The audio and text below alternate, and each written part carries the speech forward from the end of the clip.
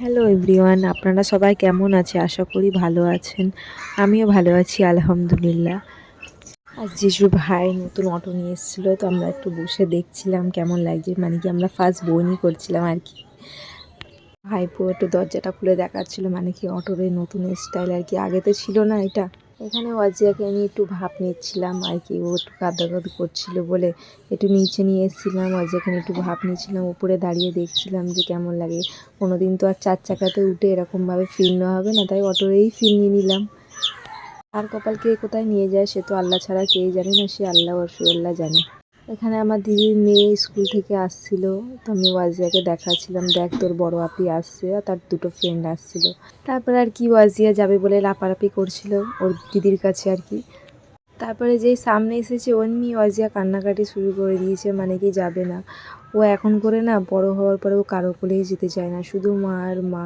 আমার দিদির মেয়ে ভাবলো যে আমি ওর ভিডিও করছিলাম, ওই জন্য ও মুখে কাপড় দিয়ে নিয়েছিল। তারপরে দিদির মেয়ে বললো একটু ওয়াজিয়াকে নিয়ে আয় আমার কাছে, কিন্তু ও এত যে কান্নাকাটি করছিল, ওর কাছে থাকতেই চাইছিল না। তারপর বঞ্জি বললো চলো মাসি আমরা ফুচকা খেয়ে আসি। বঞ্জি বলবে আর আমি এটা শুনবো না, এটা কোনোদিন হতে পারে, তাই ছটফট চলে আসলাম ফুচকা কাকুর দোকানে। আর এখানে এসে তো বুঞ্জি ফুচকা খেতে পারছে না। বুঞ্জি বললো মাসি তুমি ফুচকাটা আগে খেয়ে নাও, তারপরে আমি খাবো। তারপরে আমরা ফুচকা নিয়ে বাড়িতে চলে আসলাম। এসে দেখলাম যে বাবু এখানে খেলনা নিয়ে কাড়াকাড়ি করছে, মানে কি ওর দাদাকে ওকে খেলতে দেবে না।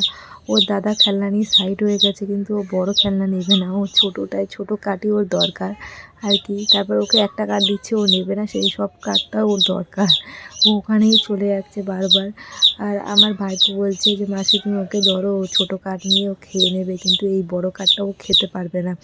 আসলে ও এখন সব কিছু তো মুখে দেয়, ওকে অনেক সাবধানে রাখতে হয়। কিন্তু ওয়াজিয়া তো কারো কথাই শুনবে না, ওয়াজিয়া বারবার ওখানে চলে যাচ্ছিলো। আর এখানে বুনঝি তাও ওইগুলো সব দিচ্ছিলো, ওকে ভোলানোর চেষ্টা করছিল, ও কিছু মতেই ভুলছিল না, ও ওই খেলনাগুলো নেবে। এখানে দিদির মেয়েকে সরাচ্ছে যে তুই সর, আমি এই খেলনাগুলো নেবো।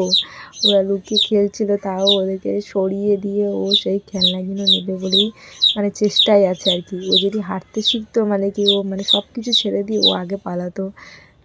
রাগ করে সব খেলনাগুলো তুলে দিল, আর ওয়াজিয়া এখন কাঠ নিয়ে খেলা করছে।